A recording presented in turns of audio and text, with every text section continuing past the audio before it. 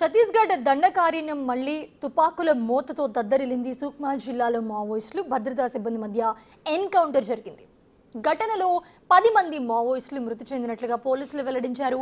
ఒడిశా సరిహద్దులు దాటి ఛత్తీస్గఢ్లోకి మావోయిస్టులు ప్రవేశించినట్లుగా సమాచారం అందడంతో దక్షిణ సుక్మా ప్రాంతంలో డిఆర్జీ బృందం తెల్లవారుజామున గాలింపు చేపట్టింది. దండకారణ్యంలో మావోయిస్టులు ఉన్న ప్రాంతాన్ని గుర్తించి చుట్టుముట్టింది. భద్రతా బలగాలను చూసి నక్సల్స్ వారిపై కాల్పులు జరిపారు. దీంతో భద్రతా సిబ్బంది ఎదురు కాల్పులు జరిపారు. ఇప్పటివరకు 10 మంది మావోయిస్టుల మృతదేహాలను గుర్తించినట్లుగా పోలీసులు వెల్లడించారు.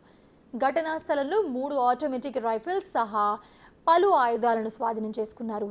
మృతుల్లో మావోయిస్టుల అగ్రనాయకులు ఉన్నట్లుగా తెలుస్తోంది.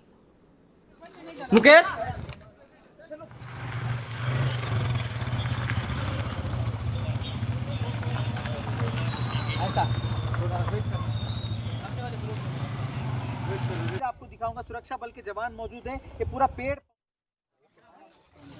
भेजना तो नंबर नोट करेगा कैसे।